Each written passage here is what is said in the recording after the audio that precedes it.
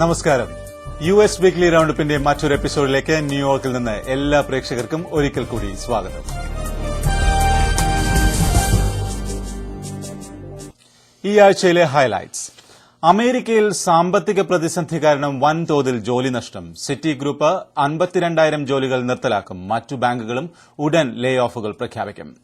American സൈന്യത്തിന് 2011 ഇറാഖിൽ നിന്ന് വിട. ഇരു രാജ്യങ്ങളും ഇത് സംബന്ധിച്ച് ധാരണയായി. അമേരിക്കൻ മലയാളികളുടെ പുതിയ കേന്ദ്ര സംഘടന ഫോമ ഔദ്യോഗികമായി നിലവിൽ വന്നു.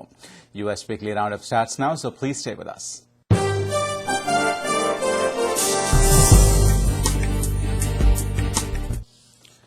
കഴിഞ്ഞ വാരം അമേരിക്കയിലെ ഏറ്റവും പ്രാധാന്യമർഹിച്ച വാർത്തകളുമായി അമേരിക്ക ദിസ് വീക്ക് ആരംഭിക്കുന്നു.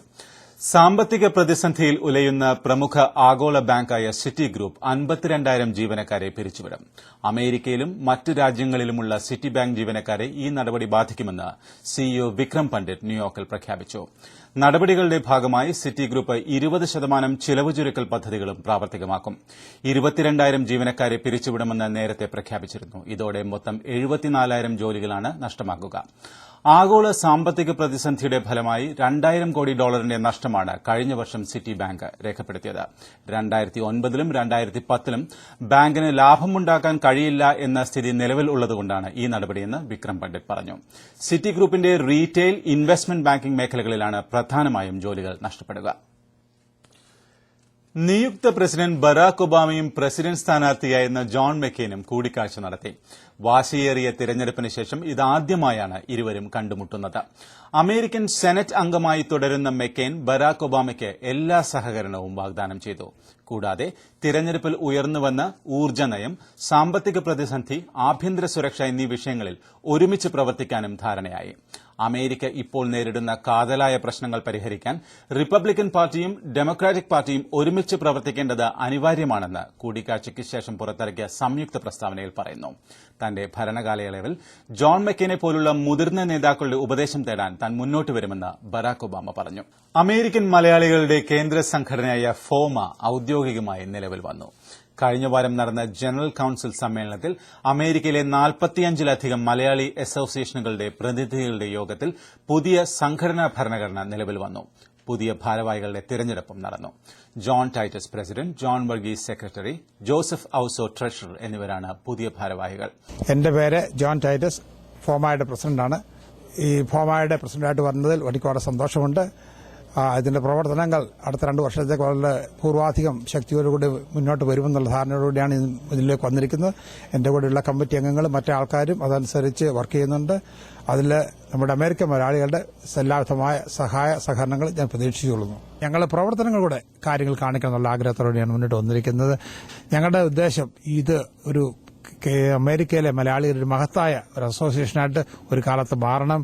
ഒരു 10 വർഷത്തെ പ്ലാനോടുകൂടി ഞങ്ങൾ ചെയ്യുന്നത്. We want to change things as changes happens around the world. അങ്ങനെ ഒരു പുതിയൊരു കാഴ്ചപ്പാടുകളിലേക്ക് മുന്നോട്ട് പോകുന്നു. അമേരിക്കയിലുള്ള ദൃശ്യമാധ്യമങ്ങൾ മലയാളികളുടെ സാമൂഹ്യ പ്രവർത്തനത്തിന് കാര്യമായ പങ്കുവഹിക്കുവാൻ കഴിയും.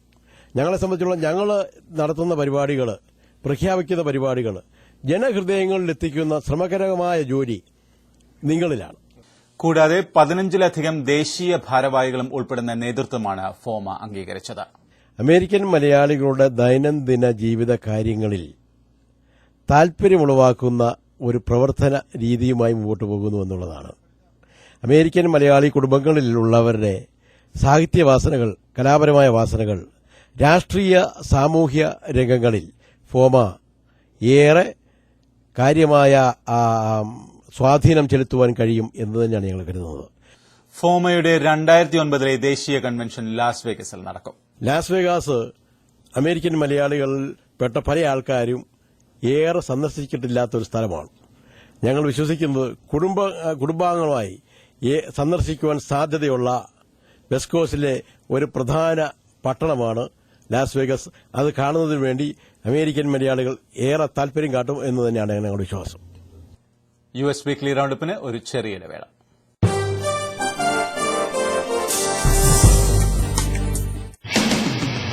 Kerala gardens, a peaceful retirement home in Atlanta.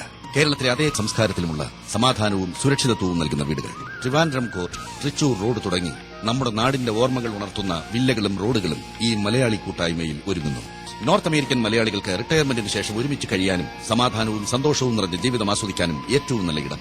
American Malayali chamber of കോമേഴ്സിന്റെ വാർഷിക സമ്മേളനം ന്യൂയോർക്കിൽ നടന്നു. യോഗത്തിൽ മന്ത്രിമാരായ കോടിയേരി ബാലകൃഷ്ണനും എളമരം കരീമും മുഖ്യാതിഥിമാരായിരുന്നു. പ്രസിഡന്റ് ജോൺ ഐസക്, സെക്രട്ടറി ഷോൺ ഡേവിസ് എന്നിവർ ചടങ്ങിന് നേതൃത്വം നൽകി. വികസന പദ്ധതികളെ മുന്നോട്ട് നയിക്കാൻ അമേരിക്കയിലെ മലയാളി സുഹൃത്തുക്കൾക്ക് സാധിക്കുമെന്നാണ് ഞങ്ങൾ കരുതുന്നത്. നിങ്ങളുടെ ഓരോരുത്തരുടെയും സഹായവും സഹകരണവും ഈ കാര്യത്തിൽ ഞാൻ അഭ്യർത്ഥിക്കുകയാണ്. കേരളത്തിലെ വ്യവസായ ടൂറിസം മേഖലയിലുള്ള വലിയ നിക്ഷേപത്തിന് നിങ്ങൾ ഓരോരുത്തരുടെയും സഹായവും സഹകരണവും ഉണ്ടാവണമെന്ന് ഇന്ത്യ അമേരിക്ക മലയാളി ചേംബർ ഇക്കാര്യത്തിൽ മുൻകൈ എടുക്കണമെന്ന് അഭ്യർത്ഥിച്ചുകൊണ്ട് ഈ സമ്മേളനത്തിന് എല്ലാ ആശംസകളും നേർന്നുകൊണ്ട് ഞാൻ എന്റെ വാക്കുകൾ ചൊല്ലുന്നു. ഇങ്ങനെയുള്ളതെല്ലാം കൂടി നോക്കുമ്പോൾ ഇങ്ങനെയൊരു കണക്ക് അവതരിപ്പിക്കുക. സംസ്ഥാനാടിസ്ഥാന തലത്തിലുള്ള ഹർത്താലുകളുടെ എണ്ണം നോക്കിയാൽ കുറവാണ്. തൊഴിലാളി പണിമുടക്കങ്ങൾ ഇന്ന് കേരളത്തിൽ തീരെ ഇല്ല എന്നുള്ളതാണ് വസ്തുത. ഈ ഓണക്കാലത്തോ ബോണസിന്റെ പ്രശ്നത്തിലോ ഒരു പണിമുടക്കം പോലും കേരളത്തിൽ നടന്നിട്ടില്ല. തൊഴിൽ സമരങ്ങൾ മൂലം പ്രശ്നങ്ങൾ ഇന്ന് കേരളത്തിൽ ഇല്ലാതായിരിക്കുന്നതാണ് കേരളത്തിൽ വന്ന ഏറ്റവും വലിയ മാറ്റം. അമേരിക്കയിലെ മലയാളികളുടെ കൂട്ടായ്മയിൽ അറ്റ്ലാന്റ ജോർജിയ കേന്ദ്രമാക്കി റിട്ടയർമെന്റ് കമ്മ്യൂണിറ്റി പ്രോജക്ട് ആരംഭിക്കുന്നു. 110 ഏക്കർ സ്ഥലത്ത് 200-ലധികം ആധുനിക സൌകര്യങ്ങളുള്ള വീടുകൾ തുടങ്ങാനാണ് കേരള ഗാർഡൻസ് ഡെവലപ്മെന്റിന്റെ പദ്ധതി. ഇതിന്റെ ground breaking ceremony CEO John ടൈറ്റസിന്റെയും മറ്റ് ഡയറക്ടർ ബോർഡ് അംഗങ്ങളുടെയും നേതൃത്വത്തിൽ അറ്റ്ലാന്റയിൽ നടന്നു. അമേരിക്കയിലെ അറ്റ്ലാന്റ ജോർജിയ എന്ന സ്ഥലത്ത് നല്ല സ്ഥലമാണെന്ന് പല കാരണങ്ങളാൽ എനിക്ക് മനസ്സിലാക്കാൻ സാധിച്ചു.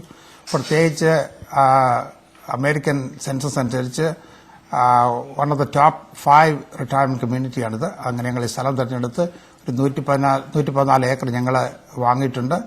അതിന്റെ ഗ്രൗണ്ട് ബ്രേക്കിംഗ് സെറമണി കഴിഞ്ഞു. അത് കഴിഞ്ഞിട്ട് ഞങ്ങൾ പല ലോട്ടുകളായിട്ട് 242 ലോട്ടുകളുണ്ട്. അതിൽ 133 സിംഗിൾ ഹോംസും 109 കോണ്ടോമിനിയംസുമാണ്. അതുകൂടാതെ അസിസ്റ്റന്റ് ലിവിംഗും അതിന്റെ കൂടെ തന്നെ ചേർത്ത് നടത്താനായിട്ടുള്ള ഒരു പരിപാടിയാണ് ഞങ്ങൾ ഉദ്ദേശിക്കുന്നത്. അടുത്ത വരും കാലങ്ങളിൽ അമേരിക്കയിലെ പ്രധാനപ്പെട്ട എല്ലാ സിറ്റികളിലും പോയി അവിടെയുള്ള നമ്മുടെ മലയാളി കമ്മ്യൂണിറ്റിയിലുള്ള ആൾക്കാരെ നേരിട്ട് കാണുകയും അവരെ ഇതിലേക്ക് ചേർക്കാനുള്ള ഒരു പരിപാടി ചെയ്തിട്ടുണ്ട്. അതനുസരിച്ച് പല സിറ്റികളിൽ ഞങ്ങൾ സന്ദർശിക്കുന്നതായിരിക്കും. റിട്ടയർ ചെയ്യുമ്പോൾ നമ്മുടെ കൂടെ നമ്മുടെ ഫ്രണ്ട്സായിട്ടുള്ള ആളുകളൊക്കെ ഉണ്ടെങ്കിൽ നമുക്ക് ജീവിതം വളരെ സന്തോഷകരമായിരിക്കുമെന്ന് ഞാൻ കരുതുന്നു.